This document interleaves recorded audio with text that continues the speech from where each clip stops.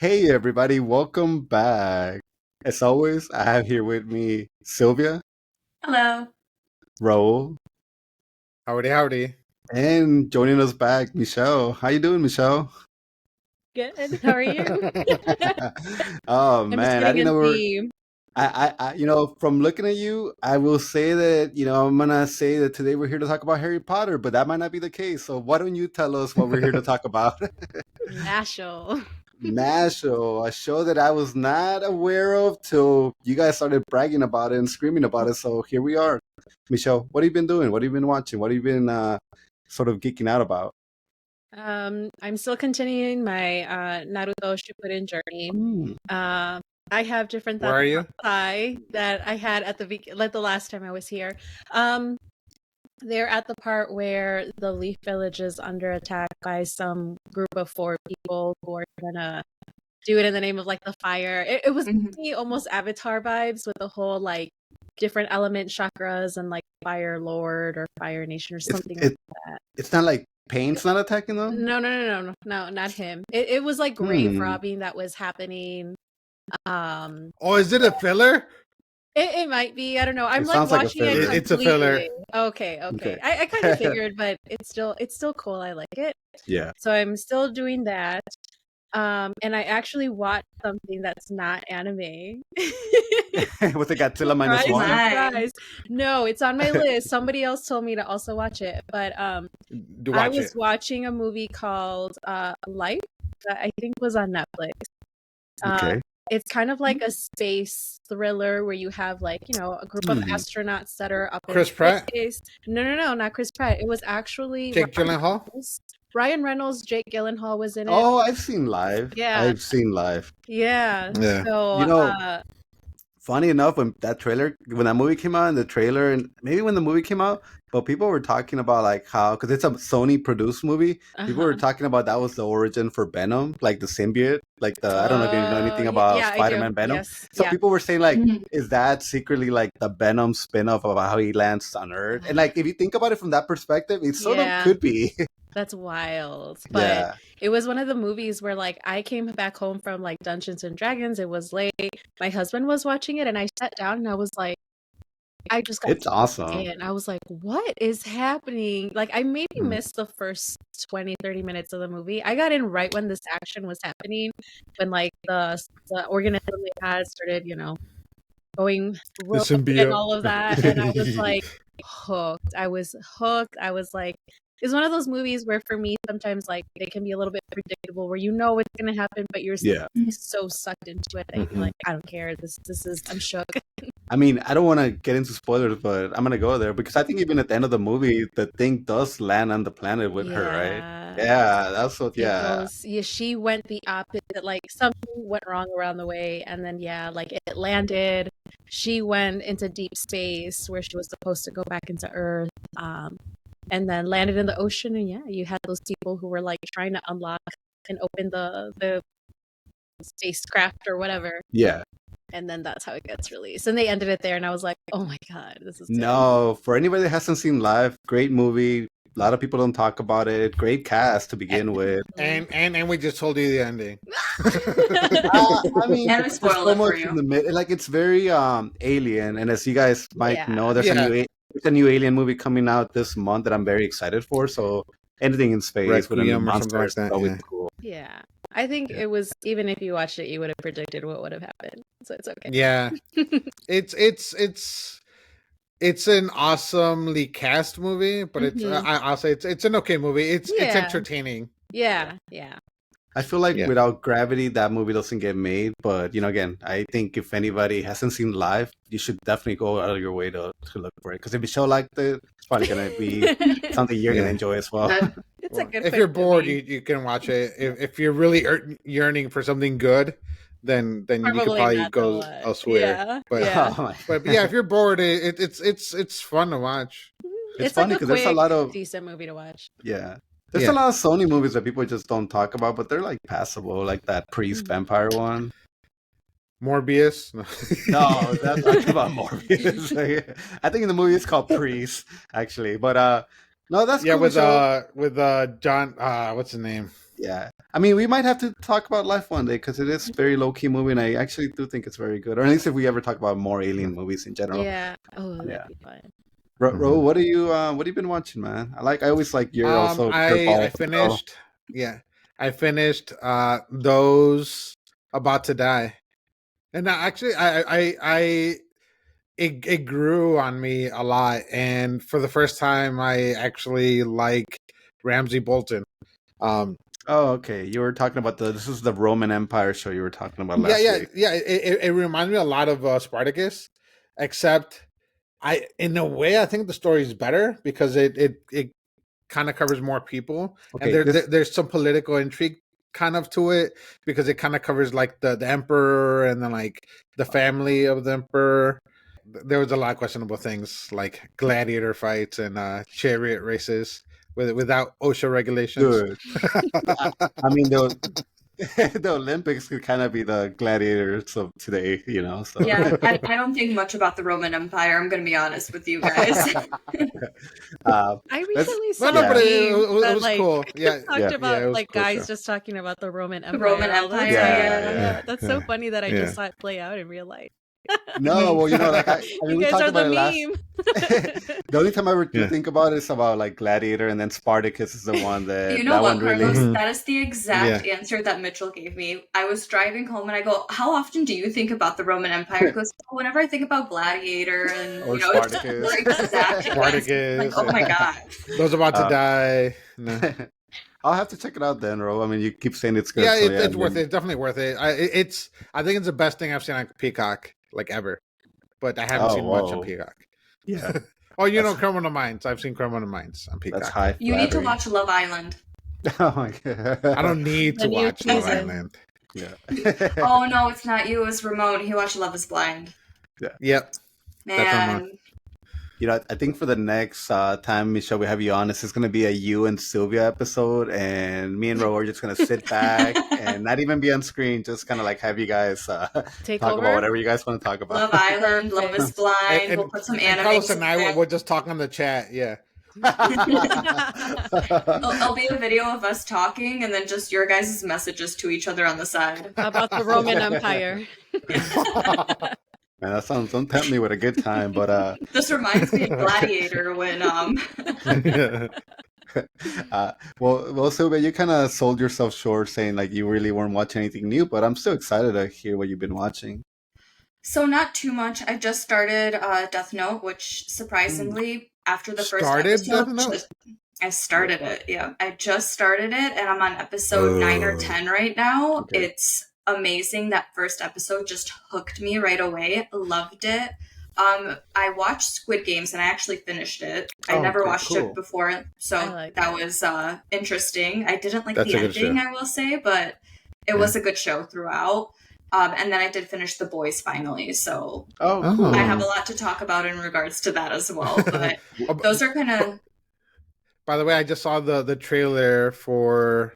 I saw it announced the Squid Game season 2 coming out in December. Yeah, December 26th. Nice. Yeah. Mm-hmm. Yeah, which I guess they're doing 3 seasons total. So, and then that'll be it. The ending, I just did not like it. I didn't like how it was the old man at the end. I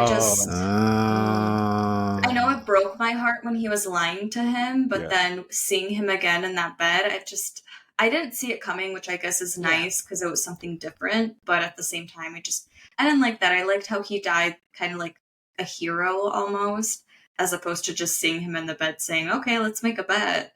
And then him having the card and then calling them again instead of seeing his daughter. I'm like, come on, dude. You just went through all of this. No, yeah. I feel like I did spot the old man kind of like his turning end up to be like the main bad guy. I did not. I was shocked and I hated him. I saw it, once I saw him at the end, it kind of did make sense when he kind of he was the first one that was so excited to run with the green light and red light while everyone else was freaking out. He was like, oh, this is so much fun. And then just like some of the smaller things too, even when he did kind of pee himself at one point, it looked like it was a way to kind of distract as opposed to like it was an accident. So I do see it now. I just didn't like it. Oh, wow. I do remember like the only negative thing from at the time that I remember was just like people did not like the rich American people that came in, because they were just terrible actors. I just remember that being like the only negative thing about that whole show at the time. The Americans. The Americans, bad acting. We're always those ones. And then I did finish A Family Affair on Netflix. It's a movie. It's with Zac Efron. I just had to watch it because I had anything with him. Is that the one with J-Lo? Nicole Kidman, no? It's with Nicole Kidman. Yeah, not J-Lo. Yeah. Nicole Kidman and Joey King. I will say that movie to me is below Atlas and below Madam Web. Man. Not good. Not good. Oh, I'm not surprised. Lately, I've really liked Zac Efron, especially after Iron Claw. He's an amazing actor, but it's just, and Nicole Kidman is an amazing actor too. It was cringy. Well, it was cringy. Nicole Kidman's one of those people that, like, if you would have told my 12-year-old self that my 37-year-old self would still find her attractive, I would be like, "You're crazy," because that woman still looks so good for being like. Dude, she got too much work done. She has no facial expressions anymore. She looked lovely in this film. Zac Efron in this film, you could tell that his jaw was very much. Which I get. I think he got reconstructive surgery. He had an accident. Yeah, on set or wherever it was. Mm-hmm. So that's why his jaw looks a little bit different compared to So you could. Was it before Iron Claw? Yes. Mm-hmm.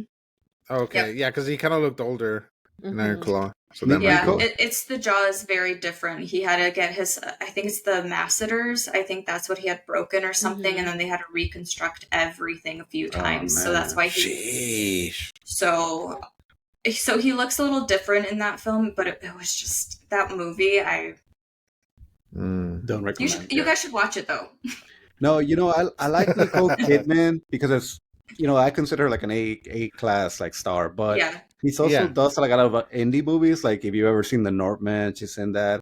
Or my favorite movie I've seen her in, it's The Killing of a Sacred Deer. Like she's so amazing in that movie. But so she does a lot of like indie stuff, and I'm like I applaud that because somebody in you wouldn't see Tom Cruise doing an A24 movie, but she does them all the time. So. Mm-hmm. Who is the one actress? I forget her name. She was in A Quiet Place. She's dating the guy from.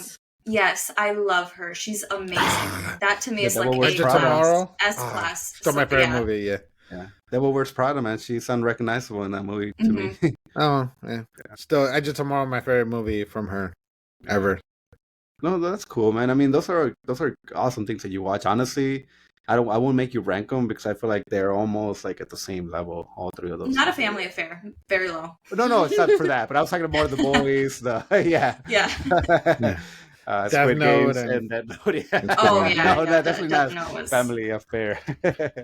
I think J-Lo did like a similar type of movie that came out around the same time, where she's like older with the younger dude. I don't remember who the younger dude is. Yeah, you know what? You're right. They become more popular. There's more movies now with older women that are getting with younger guys. They're making it a whole plot. About time. I would say J-Lo does look better than Nicole Kidman right now, though. Yeah.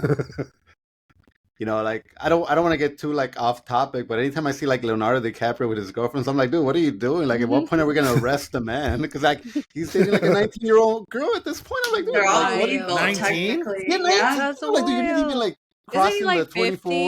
They can't even drink. Yeah.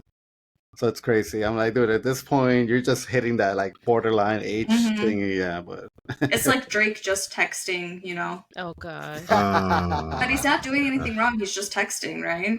I don't know. I don't want to. I mean, let's bring Kendrick Lamar into the conversation. Wop, wop, wop, wop. Oh man. I mean, so for me, I just want to talk about like two movies that I just happened to see this week. One of them's on Netflix, and it's a movie that I would have said starting in 2024 it probably would have been one of the most popular ones that was coming out early in the year. But it's and you guys might have seen it, but it's the new Ghostbusters 2. Oh yeah, Frozen Empire. You saw it, Ro? What about you? Any of you guys have seen it? It's on Netflix. It just started last Friday. Yeah. So I saw it, but I still haven't seen the last one. So okay. Okay, so that movie, like I started watching it, and honest to God, like the box office didn't do too well. Reviews were okay. I started it, and I was ready to like. I don't ever watch a movie and just like to say like I'm gonna hate this. Like, why am I even trying? And I started it, and my whole thing was like, I'm gonna hate this movie, and I'm just gonna come out of it being like, why are they still continuing this franchise the way they are? But it was actually a very good movie. It would actually like my expectations were like went a different way. I really still continued to like the cast, and then just everything that was happening was like not. I expected a repeat of what happened in the originals or maybe in the last movie, but it was just all felt original to me. Like it all went in a different way. But I don't know, Ro. I don't know what you thought about it, but I really thought it was a really lovely movie that I would recommend. Michelle, if you have like, or anybody that has like maybe kids, like I think you could watch not only Ghostbusters 1, but go directly into Ghostbusters 2, and like I think they would enjoy it a lot. Yeah, so I did like the cast. Like I like individually. I like them individually, except for Wolfheart. Like the last season of Stranger Things, he was a little. But like I liked them in this role. It was different. Yeah. And I kind of like believed them. I really liked the girl. I don't know her name. But like the sister. And I love Paul Rudd in anything. I have a question for you because you saw the movie. Yeah. Was the girl and the ghost girl, like, was there like a spark there? Like, were they like trying to like input that they had like a romantic or wanted to have a romantic relationship?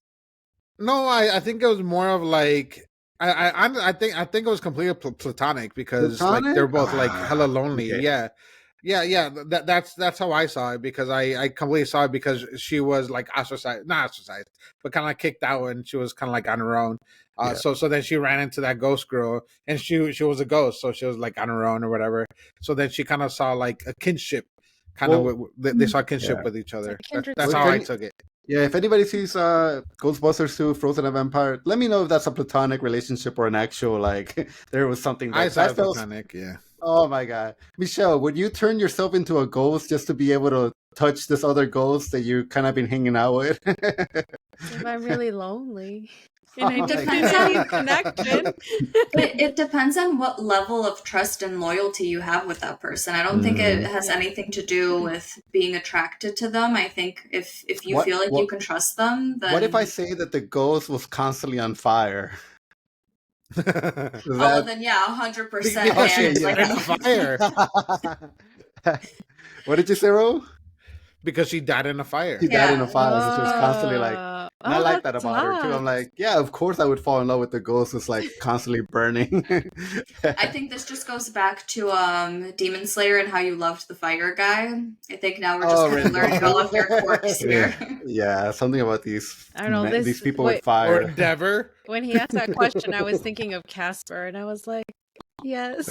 Oh, I would love it. He seems like such a sweetheart. Yeah. I have not seen Casper in years, and I don't even know if it's a good movie or not. I liked it. Well, young me liked it. Yeah. I always wonder, like childhood shows. Sorry, Carlos. Like childhood shows, I wonder if it's different depending on where you're from. Because I'm from Poland, so a lot of the shows that I bring up, people are like, what the hell are you talking about? I've never seen that in my life. But then I think some are the same. Yeah, like... Kind of depends. If you name one, like I probably like saw it when I was in Mexico. Bingo? What? Pingu. It's a penguin. Okay. Nope. You have Bolek and Nolek. Okay, well now I'll hit you back with Knights of the Zodiac. I see your people and I hit you back with Knights of the Zodiac. What about Dragon Tales though? I feel like everyone's... Oh yeah. Dragon Tales, yeah. It was a little bit after my time though. Man, in Mexico, they don't waste any time, man. They feed you with the anime as soon as you're like 3 and can stare at Dragon Ball. Yeah. It's like you got like the soccer one and Goku. The Pizza Cats, yeah. Yeah. In Poland, we only had 2 American shows, and that was Home Improvement and The Nanny. So that's what I grew up on. Good. I'm so sorry. I can't stand The Nanny. Funny thing about... Sylvia, funny thing about Tim Allen, again, god damn it, I keep getting off topic. Funny thing about Tim Allen, he was actually got arrested for cocaine possession in Michigan, and the way he got out of it was by snitching, so he's a snitch. I will do you one better. I actually worked with the police officer that arrested him. Oh my god, where did you be hiding that story? Back when I was a social worker over at the schools here, he let me know. He was one of the security guards there, and he went on retirement, and he let me know he was one of the police officers sister that arrested him. That's wild. And you don't have him as a contact anymore, right? Like you don't have like anything. I have his number, but I've never texted him. Man, we should get him on the recording an episode. and then get sued for defamation. It's a real thing. You can look it up. Like there's a mugshot. It did, yeah. It happened. It's crazy. And then the last thing I watch, and seriously, don't look up this movie. But if you have Abigail. Paramount, go watch Abigail. It's on Paramount. It's a movie. What I'm gonna tell you, it's all you need to know. It's a movie about a group of people. They go and they kidnap this rich guy's little girl because they want to exploit her for a ransom or whatever. They don't even know why, but they kidnap this little girl and they're told, please hold her in this house for like the next 24 hours. That's all you need to do. Hold her for the next 24 hours. Exposito's in it, isn't it? Yeah, he's in it. A lot of good actors. Melissa Ibarra, which she's kind of been like a horror queen lately on the Scream franchise. Like I'm really starting to fall in love with her just because she's been in all these horror movies. But Abigail, great movie. Don't look anything up about it. Just go on Peacock, type Abigail, close your eyes and hit play, and then start the movie. No, it's on Peacock. It's at Peacock or Paramount? Peacock. Oh, okay. Yeah. I know he lied to us at first, but we're gonna let that go. I said Paramount. No, it's Peacock. Peacock. My bad. Yeah, Peacock. okay. Yeah. This isn't the doll Abigail, right? This is a different. No, it's not girl. that. Meg was Annabelle. Yeah. Meg wants to be what Abigail is. In my opinion, I thought Abigail was way superior than Meg. But yeah, so yeah, if you guys get a chance to check it, if you like sort of like horror movies, don't watch this with your kids, unless you're that kind of person. Hey, you gotta get them started early. Yeah, I guess if they're that kind of kids. I was that kind of kid. I was the one watching like The Haunted and A Haunting. I was like watching all of the thriller shows about like people's encounters with ghosts and then them reenacting it. I loved it. I was all for it. Oh, me too. Dude, I've never seen the first Chucky since I saw it back in the day. But anytime I see a clip of it, I'm like, dude, why are you like people are making fun of like, dude, I'm like, that's terrifying to me. Like this idea of like a doll attacking you and like you're just holding it like this, like that's terrifying. And then putting their hand on you and chanting random language. And then a storm forming on top of them. Yeah. All right. Well, that sounds like a lot of fun stuff that, again, if you guys need any things to watch, listen to what Michelle, Raul, and Sylvia or myself said, because that's our obviously good shows that, we're trying to get other people to give them a little bit of attention if, Except Ramon's not here, so listen to what Michelle said. Oh, did they say Ramon? Did they call Ramon? Oh man, you're totally not. You're the opposite of Ramon. Ramon with hair. So use the force or telepathy or something or magic. Since we're going to be talking about MASHLE. To know what Ramon wants you to watch. Yeah. Mm-hmm. well, let's start talking about MASHLE. And Michelle, since you're our guest for today, why don't you start us off why you like MASHLE and like what's your relationship with this show? Or don't like. Or don't like. I don't think there was anything I didn't like about the show. I feel like you have things to say, so we'll wait. But I really enjoyed the show. So I'm a big Harry Potter fan, Gryffindor, and I really like. Yeah, I am a Gryffindor. One of the things I really liked is just like how it's very Harry Potter coded. It was this magical world, but I'm also a person who really likes to work out, and like I mentioned before, muscle mommy journey. So I like the blend of both, like the physical power and muscles and working out and all of that and magic. But this was a good show. It was funny. It had like lovable characters. Like I really like Mash, the main character. I think like he's just one of those like really lovable, like deadpan kind of humor. He's so simple, like, and he's so strong, but like he's just a super humble guy. And to me, it was always funny. Like every time, he didn't even know how to open a door because he was like too strong and like always like that whole thing, his obsession with cream puffs and how everything was just centered around like working out and being strong and protein shakes and all of that and just living this simple life. So that was fun about the show. But then when you think about like those, what are like the bigger themes that you saw in the show, I thought that was just it was really interesting to me because it almost had this like comedic political kind of a thing to it when you're thinking about a society that is basically prejudice against a group of people in this case who don't have any magic, and they're eliminating them, and the superior ones are those with magic, and especially those who everybody has like a little line to denote like how, I guess, powerful they are. Yeah. And then you've got like that hierarchy there too, where you've got the people with more lines have more opportunities, or in like higher power, are more like well regarded than people who only have one. So just like kind of when you think about our world and society and what's going on and how things are, there were little like parallels there that I saw that were interesting. Man, you went in deep for that analysis of the yeah. In your opinion, the people with no scars, like, do you feel like that? So that's how you feel like they're being represented, kind of like in our society today. Yeah, I mean, they basically eliminated them. They're trying to get rid and kill Mash. At the beginning when it was found out, because he's of no use to society.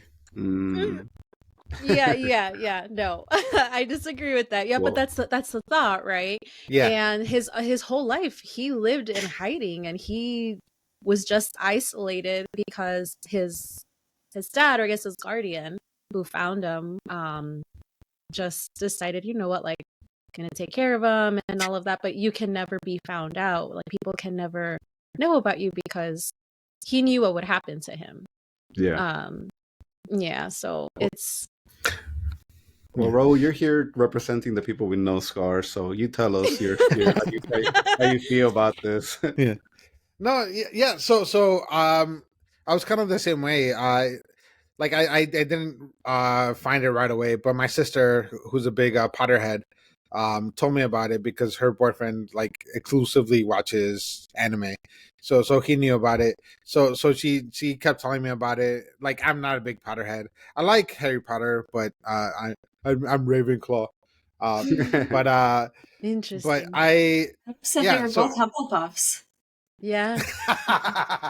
No, definitely not Hufflepuff. But yeah, so and when Michelle was talking about it, so the world is very much kind of like a Black Clover too, in case anyone's seen Black Clover, which I also love. Yeah.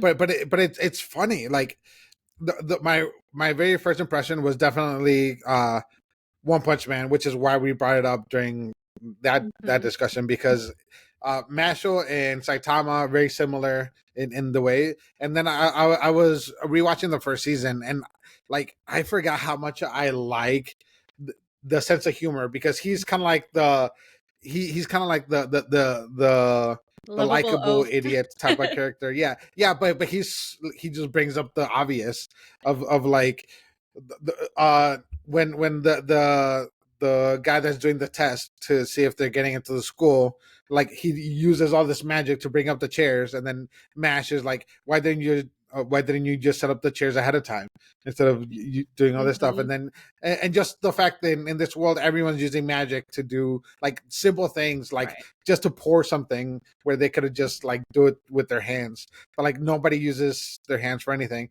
And then like his dad, he gets kind of ostracized because he's bad at magic, and then he's to the point where he's gonna like commit suicide because he's ostracized because he's bad at magic. And then just Mash is there crying, and that kind of saves his life. And then, dude, I love that whole relationship, and then just how helicopter parent he tries to be with Mash. So yeah, there's definitely a lot of, even though it's a big comedic anime, there's a lot of like underlying themes that are kind of in there with like society, with with relationships, and kind of how we treat each other, and the power of friendship. Yeah. Yes. I think I needed more of that.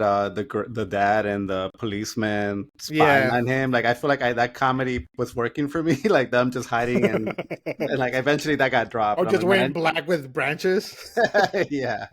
But Sylvia, I remember you were able to like binge this show like immediately after you guys talked about it during the One Punch Man. So obviously you really enjoyed this show as well.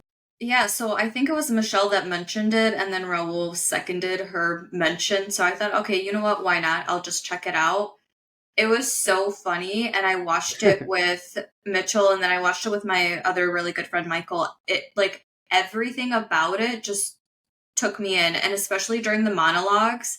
And my favorite part was someone would be giving a monologue, and I would look over at Mitchell and be like, I would genuinely not be listening anymore. And then would pan over to Mash, and he's like eating a cream puff or not listening. I'm like, oh, this is perfect. That's exactly what I needed. He doesn't care for it. He's just doing his thing. So I think that's what kind of made me want to watch it. It was just very realistic. We always see these animes where people are giving a monologue or you're waiting for someone to do something, but Mash just did it. He didn't really care for what you have to do in an anime. He was like, okay, you're talking, I'm just going to punch you. Like, there it is. It's done. Like, it is what it is. I will say I enjoyed the first season a lot more than the second season.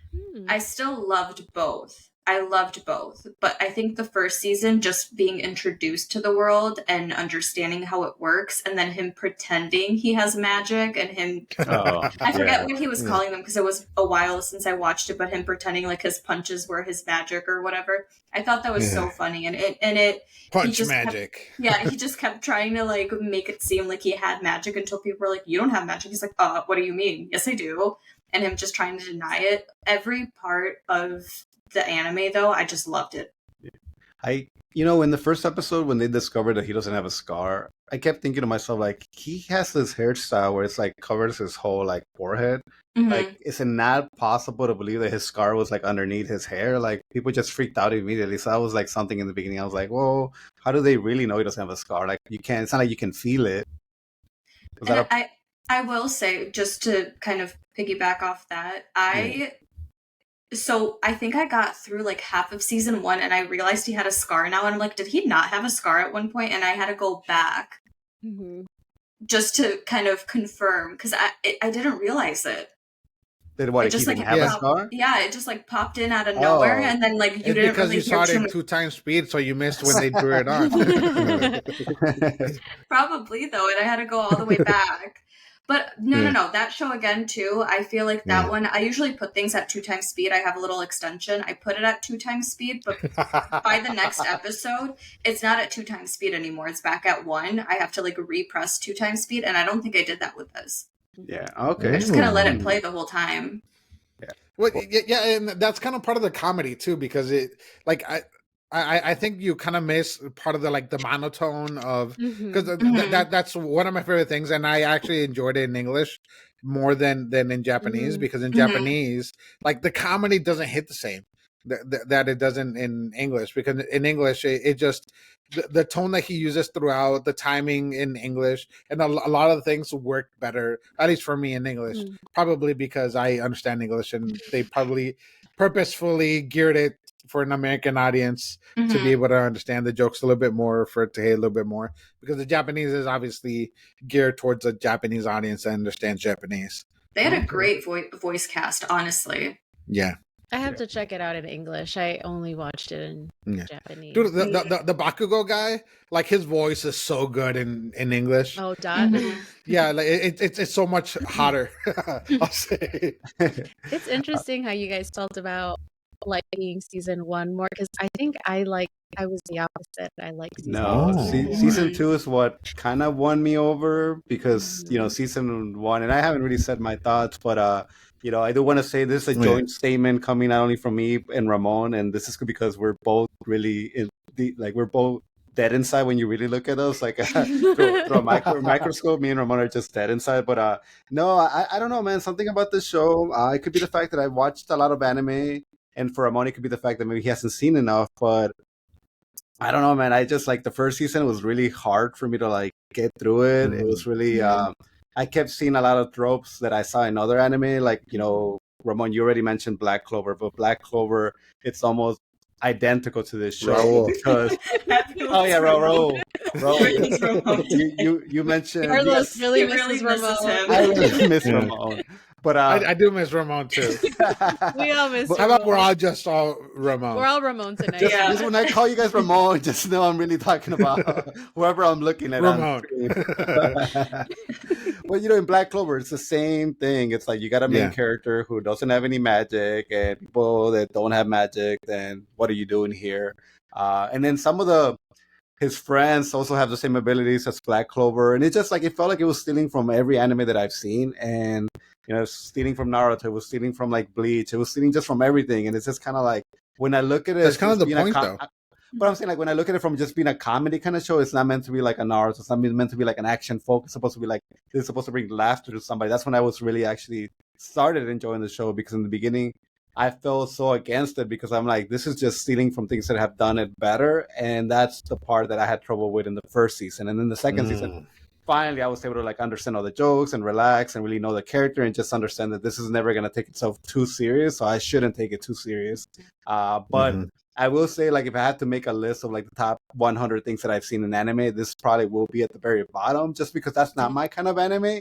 And I'm not really, at the end of the day, I'm not looking for comedies. I'm more looking towards like Jujutsu Kaisen, Bleach, Death Note. I love mecha anime, so it's really hard for me to like say like this is going to be one of my favorite shows when it's just like in reality I've seen it before, so that's kind of where I fall on it. But I do think it's an okay show. I don't think it's like terrible or anything. It's just, for me, this is not it. Not what I'm looking for.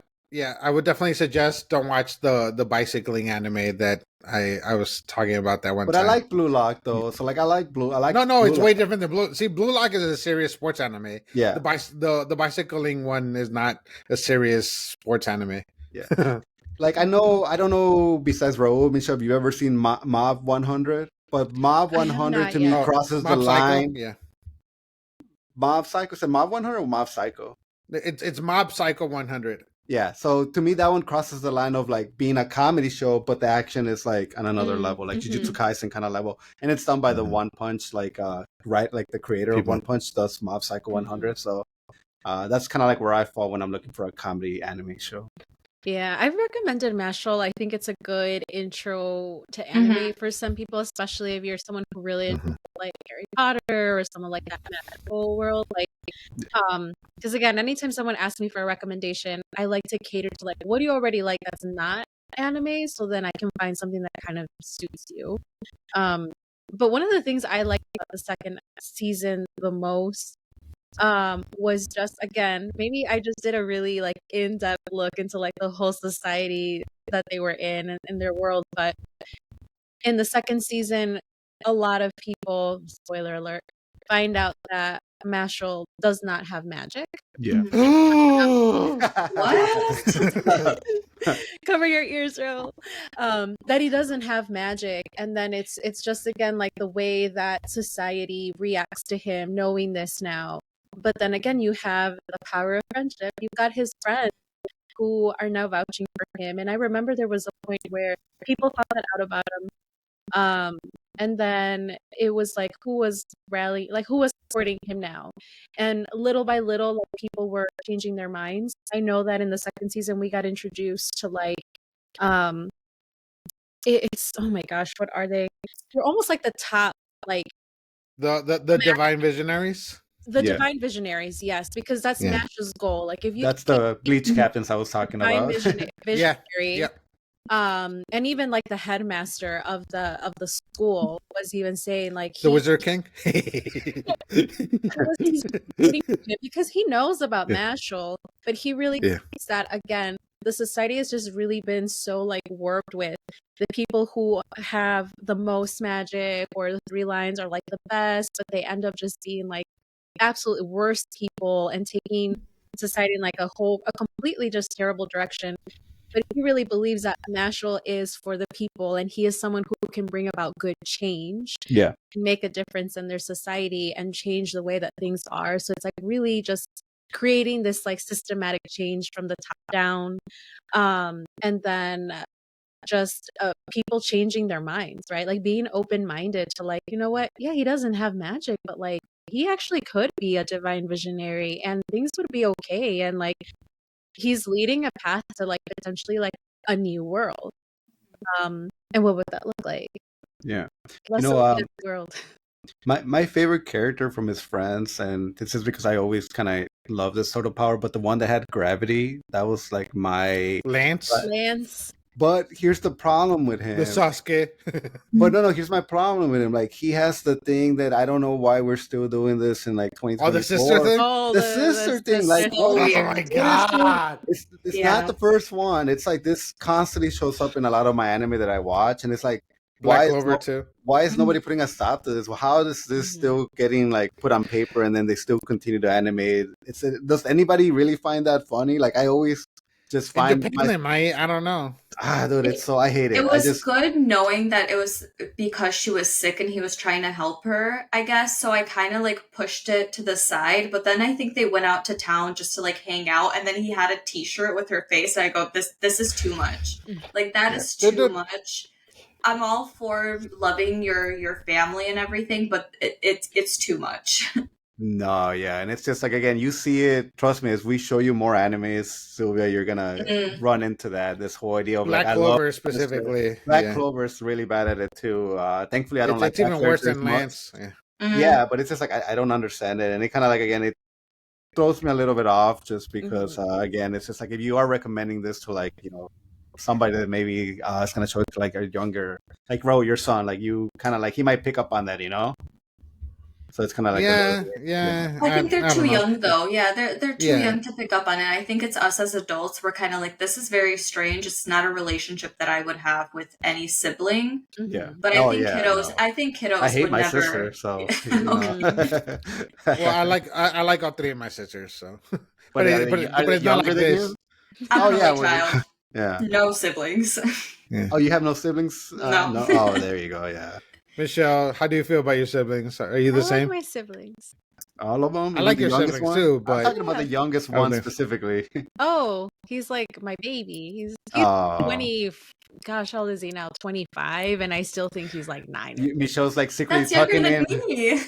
Michelle's like secretly tucking in her like little heart thing with her brother's picture on it. I like that. I like my. He's holding a sign saying "You love me."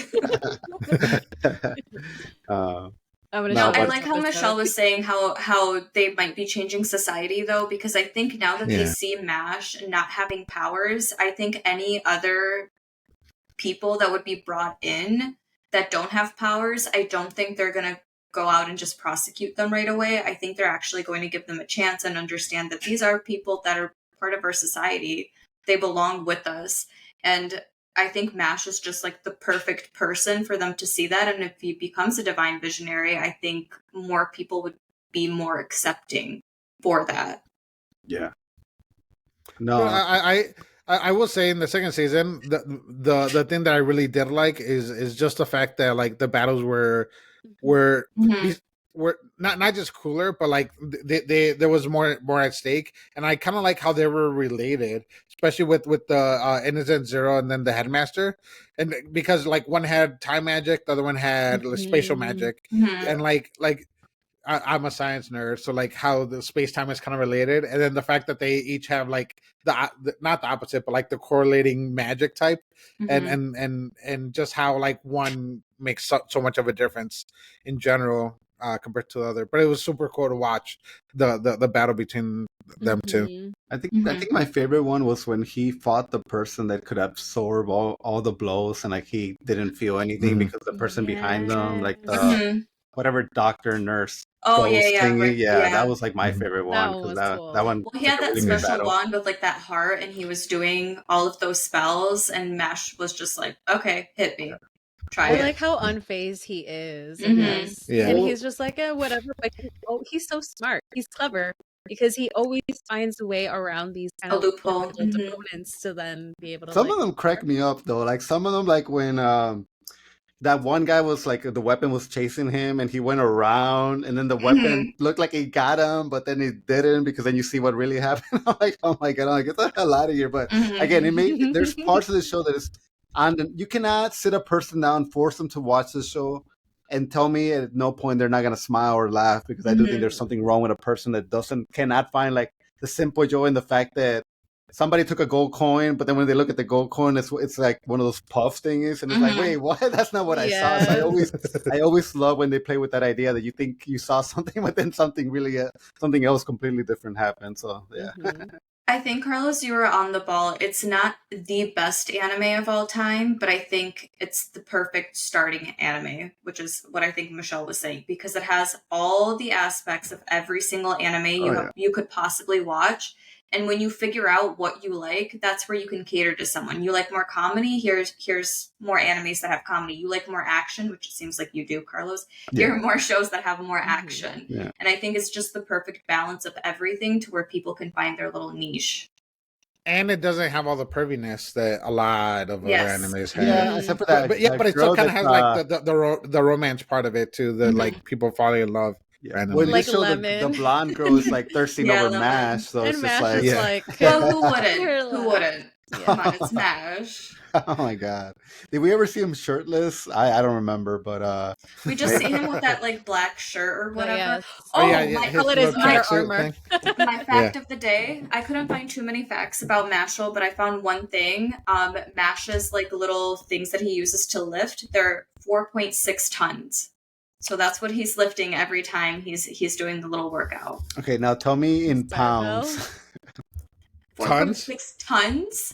In pounds, yes. Tell me in tons pounds. To pound. Hey Google, how many pounds are in a ton? Sylvia, I'm American, all right? You cannot tell me in kilometers. And no, I'm kidding. Tons completely different. Yes. 2,000 pounds is a ton. Oh, damn. Yeah, there you go. Yeah. He's strong. Mm-hmm. Yeah, I mean, I knew there was gonna be something about him. I'm like, there's no way this guy's just strong. And like, when he got revealed later on that that one guy wants him because that's his father. That's his body. Yeah. Yeah, I'm like, okay, I kind of expected that because I'm like, there's no way that this guy's just as strong naturally, no matter how much training he does. So like, I expected that. But Neo, that's why. Okay. No, well, yeah, like that's like another one of the tropes of like the chosen one kind of thing. Like, regardless of whatever anime you watch, there's always like the OP one character that's meant to be the chosen one. So you're telling me that MASH was breaking down all the things and just like putting them in, like that's how I should be looking at this show then, because then I totally missed it then. Okay, then maybe that is the true way of seeing it. Like once you've seen a bunch of anime, you're gonna recognize this other things that it's making fun of. Because maybe I took it as it was kind of trying to repeat them, but at the end of the day, maybe it was just trying to like make fun of them. I always took it as it was trying to make fun of all of these like satire. It's a satire comedy. Okay. Yeah. And then you even have like the narrator kind of explaining like small little things, and then right in the beginning you get the exposition of explaining the world or whatever. That way they don't do it like during the actual part of the show. Yeah. But that way they can kind of make fun of all the different parts. Just the fact that he doesn't care, or he's oblivious to the fact that like he's persecuted. So he's out in the city buying cream puffs because he likes cream puffs. Just because he wanted a cream puff, and he went out when he was told he wasn't. So I know his friend with the red hair. He has like a something. Dot. I love him. The Bakugo Dot. Yeah. So what is his? He grew what is on exactly what makes him super powerful? Is just like this? What, like this thing he's hiding in his forehead? Like what is? Can you guys explain more of that to me? He was born with that, right? Like he was born with like a cross on his forehead. That's how he was born, and I think that just gave him like it's kind of like special abilities. But it's kind of like a secret power type of thing. Could we see him being like the second strongest from the group? Because again, right now he's kind of being played off as like he's trying to impress the ladies and he's powerful but not powerful. But then the fact that they revealed that he has this thing that he was born with, I'm like, oh, now that tells me that there's gonna come a moment where that thing's really gonna like start ramping up in this, and then he's gonna become really powerful. It's kind of like his Sharingan. I just looked it up too. Go ahead. No. You were ready, Raul. Go. No. I was just gonna say it's his Sharingan because like whenever he feels like strong emotions, that's kind of when it pops out, which is kind of the same thing as Sharingan. Whenever they get like big heartbreak, that's when they develop it and it gets stronger the more heartbreak you get. Which is exactly what it actually says. It's whenever he feels strong emotions or his emotions spike, he turns into a battle demon. Oh, damn. There you go. I want to see that battle demon. Yeah. It's funny because he's his friend, but he also is the self-proclaimed rival of MASH. So it is very like you always Naruto need Sasuke. one of those. Yeah. For lemon, but also like Bakugo and Bakugo and Deku. Yeah. With explosions. That's why he's very Bakugo coded. Yeah. No, but yeah, I mean, right now, again, he's strong, but I do feel like it's a little bit of a joke. But again, I want him to take that next leap as to be like, oh no, like I'm actually the strongest in this group. And maybe at what point can you get a second scar? Can they just develop at any point in your age? Or is it just something that like early on, they'll just show up like a double scar or one scar? I think most people are born either with one or two.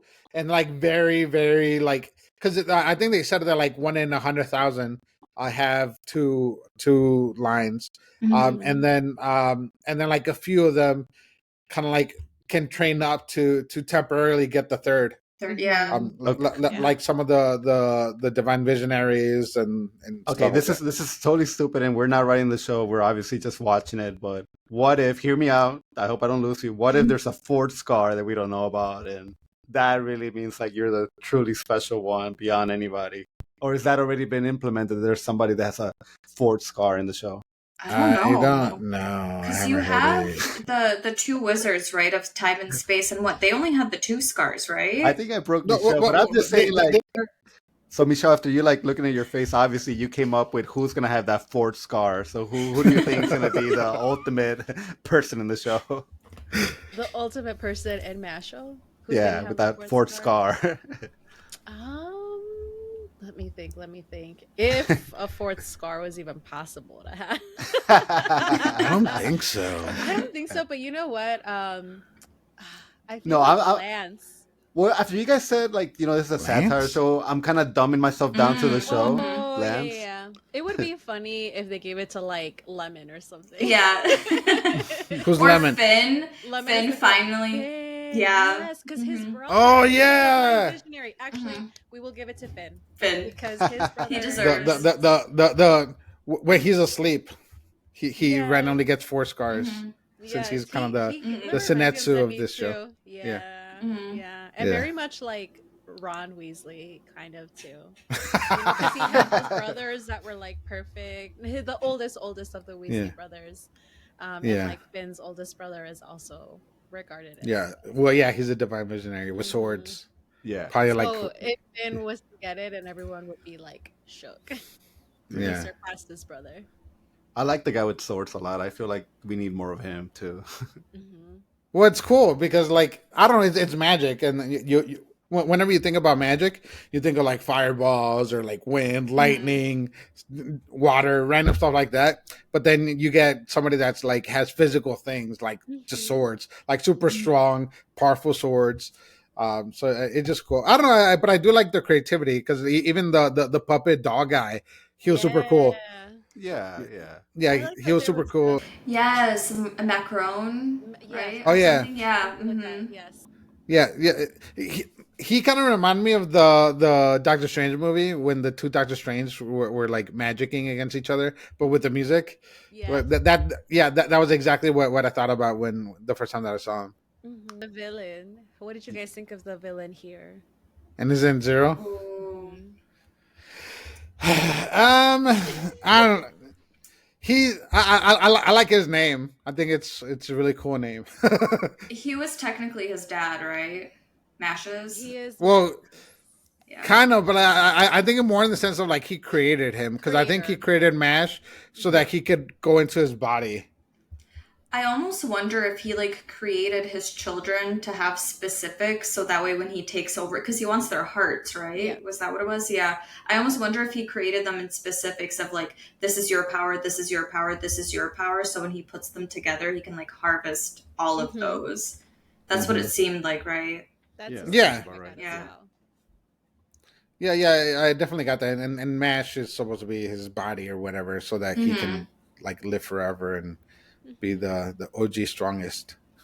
It kind Does anybody know if like no, go ahead. Huh? I was just kind of thinking too, and if I remember correctly, because again it's been a while since I watched it, but there was a flashback scene because Innocent Zero used to obviously attend at school, and he was friends with the headmaster, right? When they were and all they had the same master, right? Yeah, they had the same master, but again, it's that story of like somewhere along the way, one of them goes rogue, and it kind of reminded me a lot of the parallels between like when you think of like the the legendary stunning. Like you got Orochimaru. Oh yeah. Yeah, exactly. And then somewhere along the way, Orochimaru went in a different path, and similar with Naruto Sasuke, like yes. Nature versus nurture. Well, it's kind of like when you have a same kind of similar with Jiraiya's disciples. You kind of have Nagato and them kind of they went one way, and then you have Naruto and other disciples kind of go the opposite way of like good versus evil kind of thing, depending on the way that they see the world and the way that they experience things, and then just the difference in philosophies of like this is how things should be, so I'm going to go this way versus like whatever. Typically, the main character is the one that's in the moral high ground of the route that they take. It is a comedy, but there is a lot of like. Oh yeah, themes in the show that you can discuss and all of that. Yeah, and I think that's part of what makes it so good, because it's a satire show that makes fun of pretty much every other anime, with the characters and the world and all that stuff. But it still kind of has that underlying themes throughout the season and throughout the show, and kind of like a lot of the relationships and the way that people are treated and stuff like that is kind of still carries throughout in a more serious way, even though it's still kind of making fun of everything else. Do you guys know if this is a manga based on a manga, and if that manga is still continuously like running, or has it ended? It is. So another fun fact that I read, I guess, is this is one of the first animes that is doing the manga from start to finish, and everything it should be or is meant to be very chronological with what the manga is portraying. Okay. So it's not like some of the other animes where they're kind of condensing things. It's supposed to be very much like slower paced, to where it's following exactly how the manga goes. No, that's or the that's manga, good. however we pronounce it, manga. Yeah. No, I'm glad that's happening, because a lot of times when they do take like things out, people really seem to get upset. Even if it's like one shot, people will know Sword Art Online. They'll call it out. Yeah. In Bleach, that would happen. Like people would be like mad about like, hey, they weren't portraying that specific one page in the manga on screen for whatever the reasons, and like or in Demon Slayer with the Love Hashira. Oh my god! Yeah, there was that scene where she's in the water, and I think people were upset about that. I forgot why, but she wasn't naked enough or something. She wasn't naked enough. Okay. Yeah, it was impervy enough. I can't believe they're making the last like parts of Demon Slayer just movies. That breaks my heart. Why did you finally have some time to sit with it? Because we obviously we talked about it last week, and you didn't seem as heartbroken. So I'm wondering. Now I am, yeah, because I don't know. I just really love Demon Slayer. I wish they were kind of taking it a little bit slower. I get it, because it's kind of like at the end anyways already, but it is a very good show.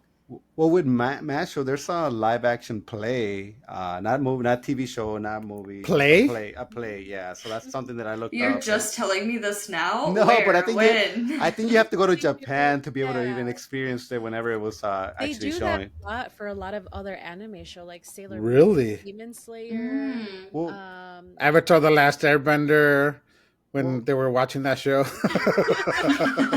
Dude, quite a few of them, they do plays. Attack on Titan is coming to New York, and I feel like an idiot for not buying the tickets. Yeah, I feel like an idiot for not buying because how do they do the Titans? When is it? It's on screen, like it's all portrayed on a screen in the back, and it's like the actors are moving, the screen in the back is moving. At least that's from what I got from the trailers. Are they flying around on wires?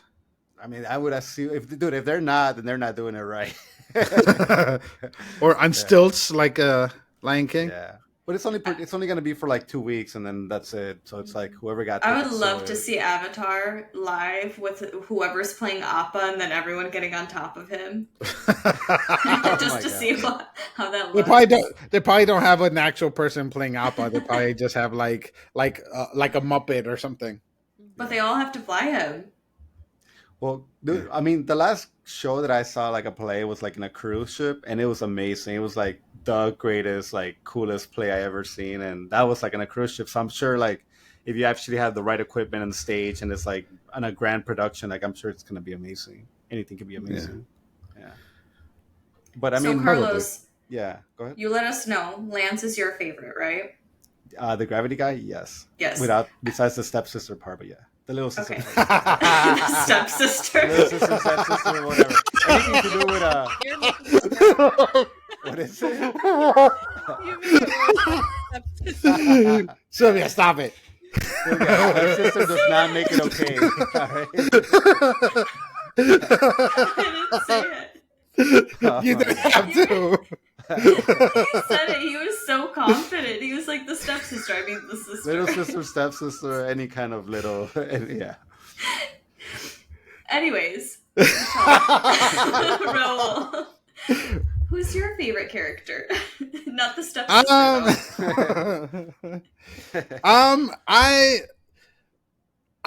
I'll probably say probably the headmaster. Because I don't know, I really like him. It kind of reminds me of like a few different characters and stuff like that. But like, I love his power. I think it's so cool. And then I don't know, he kind of remind me a little bit of Gandalf too. So yeah. Gandalf, yeah. Mm-hmm. That's why I didn't want to say Dumbledore's name. So I'm like, I just kept thinking Gandalf in the back of my mind. Yeah.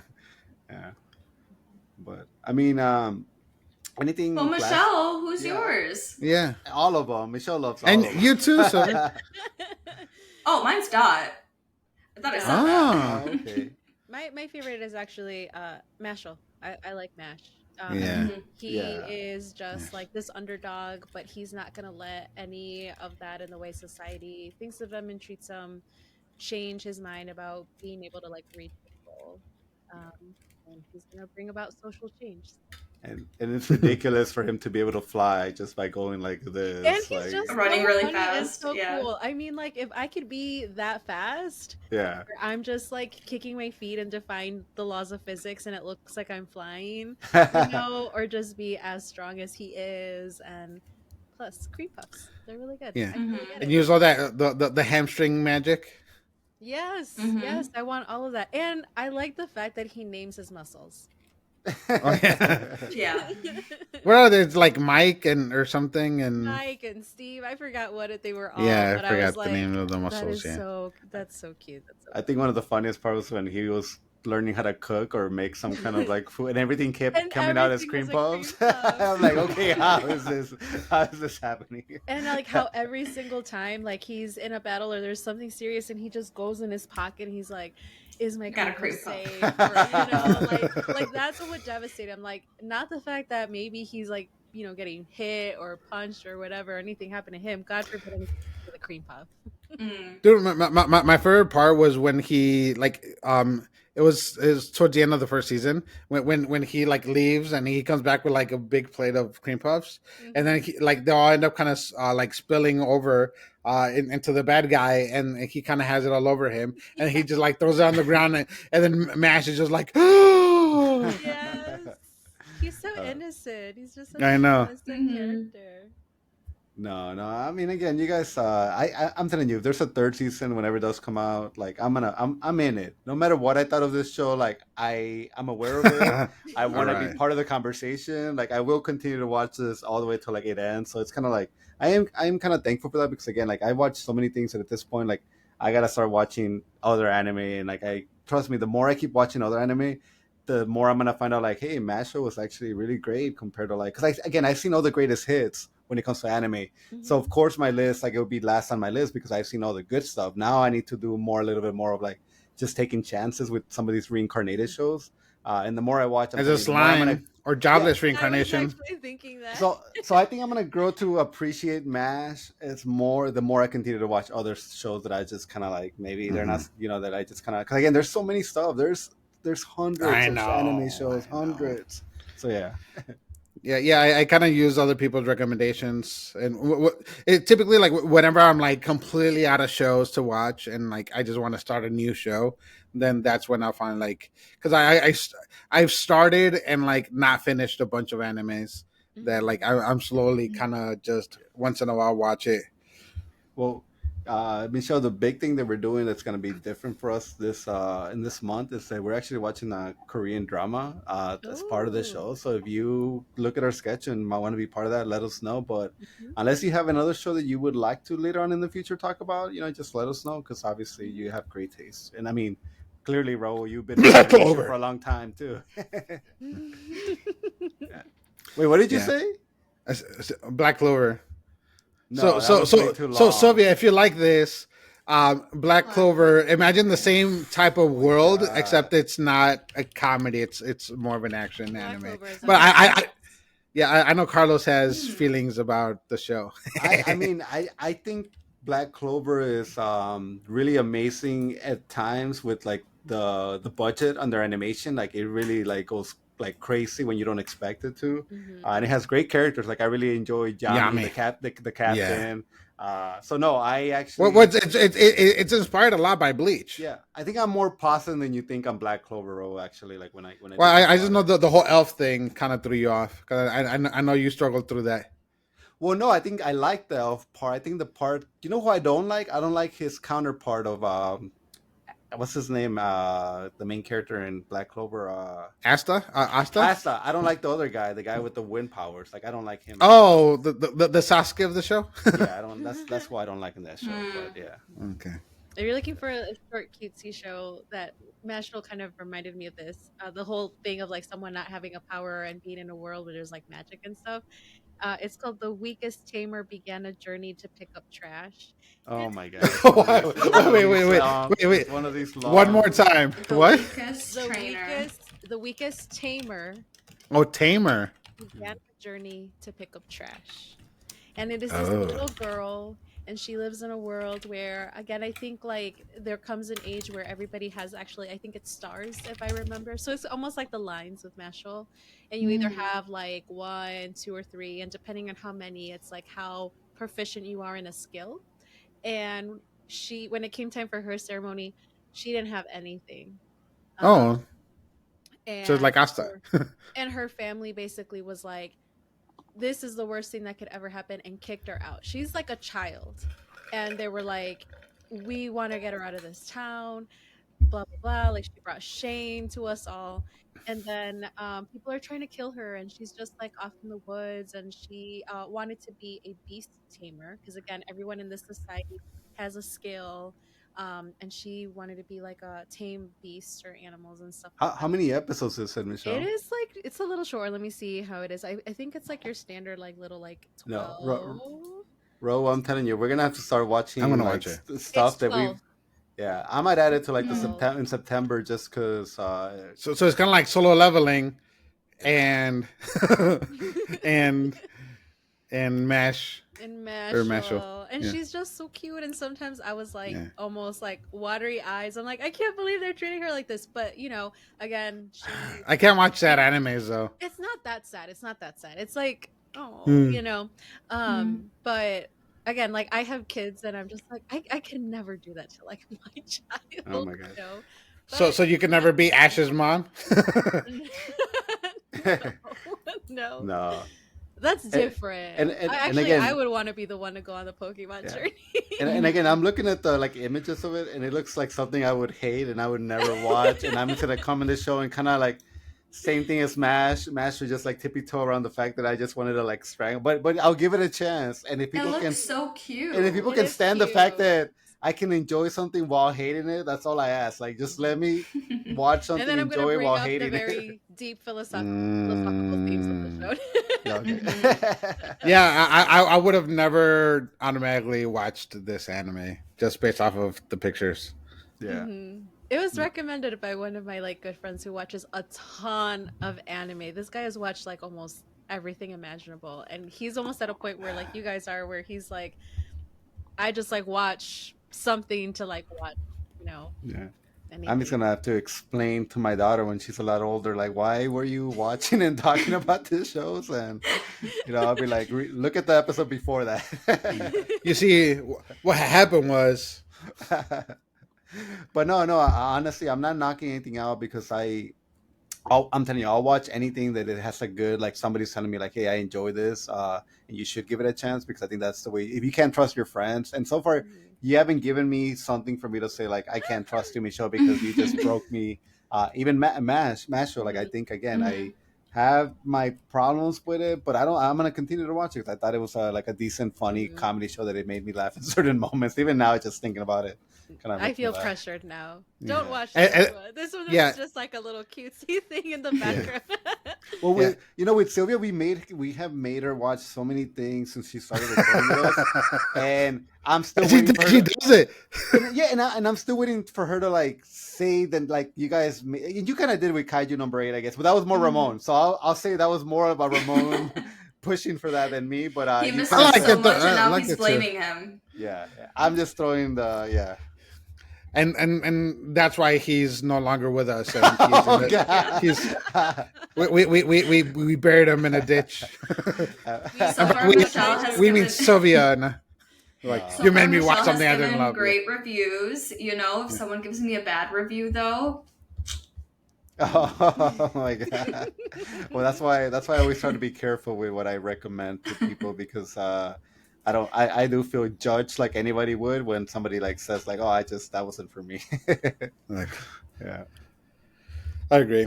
So, but I think it's time for that the little segment that we started last week. Oh my god, you still want to do that? John? I do. Oh my god. Okay, I'm gonna do one, and that's because I already I can, without having any notes, I can put it together. And Michelle, you and Ro. I said Michelle, you and Ro were gonna play again. I didn't call you Ramon. I called you Michelle. So Michelle, you and Ro were gonna play against each other, and you guys, one of you has to say like, okay, Michelle, like I'm gonna name a person from a movie franchise, and you have to tell me if you think she's gonna guess it or she's not gonna guess it.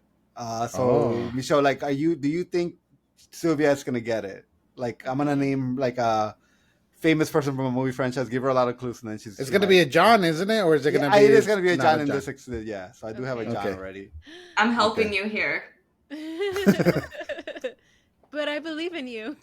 And I'll keep points. That way, the more we do this, the more I can keep track of who's winning. And Ro, you don't have to go against. 0 for 2. You don't have to go against what Michelle says. You can say like she's gonna get it. Michelle says she's gonna get it. So okay, all right. You don't have to be my rival. Which John is it? Whoa. Which John is it? Okay, so Sylvia, without looking it up, and I know you probably already put up your list, but no, I have MASHLE's list of characters. Nope. Okay, so guys, do you think Sylvia's gonna know who John McClane is? Oh, apparently not. Okay, so I'm gonna give her clues. And then... No, I don't think so because I don't think she watches that type of thing. Okay, so you're saying no, Michelle. Do you think she's definitely Michelle? Not. And I'm gonna give her maybe like 4 or 5 clues. Wait, Michelle, opportunities to try to guess. Yeah, Michelle, do you know who John McClane is? No, so that's why I think she doesn't know. Oh, okay. So both of you say no, okay? Right? I say no, and I'm not surprised that Michelle doesn't know who John McClane is. Sylvia, this is your chance to prove I'm wrong, but do you know who John McClane is right off the bat? No. Okay. So is it a character or is it an character? Actor? Character, okay. It's always gonna be it's gonna be a character. Okay, so this character has multiple movies in the franchise. I think without giving you a specific number, it's definitely 5 or 6, the whole franchise. So there's been a lot of movies with this character. In one of those movies, he took down an F-150 jet fighter plane with a semi truck. Do you know who this character is or what franchise the movie's from? John McClane. So I don't know what an F-150 jet fighter is. Like a jet fighter. Okay, got it. Yeah. He took a jet fighter down with a semi truck in one of his movies. I'll give you another clue. Christmas. So it's very heavily debated whether the first movie counts as a Christmas movie or not a Christmas movie. So every year people talk about it. Does this movie count as a Christmas movie, the first one, or does it not? No. In the second one, terrorists attack an airport, and he has to defend the airport against terrorists. In the third one, he plays a game that is called Simon Says against the bad guy in this movie. I think there's terrorists in every single. There's terrorists in every single one, but in the second one, Samuel L. Jackson is in that one. It's in the third one. All right, so I don't think she. It's not a superhero movie, right? No. Okay, I'll give you his catchphrase. It was the first action hero that wasn't like super buff and fit and kind of. I don't know why you're trying to help Baro because so no she gets it. Okay. His catchphrase is "GPKA mother fudgers." Mother bleeper. Bleepers, yeah. All right, so she doesn't get it. You guys both get the point. The franchise we were looking for is Die Hard. Die Hard was the right answer. Die Hard. I would have not gotten that, man. Oh, man. You said it may have been like a Christmas movie. I'm like, Harry Potter movies to me are Christmas movies, so that could be anything. Yeah, the first Die Hard's heavily... It was Cheris. Yeah. Yeah, in the first movie, people still fight about whether it's considered a Christmas movie or not. I've heard that debate about that. Yeah. And I don't understand, but I'm like, okay. I don't understand it either. Well, because it happens like around Christmas. Oh, yeah. Okay. So there's that's a big thing about Christmas movie. Yeah. It's a different type of Christmas. But it's like what makes a Christmas movie? So it's like Christmas. Just because a movie's based around, then Iron Man 3 would be a Christmas movie then. Yeah. Yeah. Oh my god. I would say so. Okay. Well, there it is. Iron Man 3 Christmas movie. You heard it here, folks. You heard it here. See you next Christmas. We'll talk about Iron Man 3. See you next Christmas. GPK. You know, the best of the Iron Man movies. Oh my god.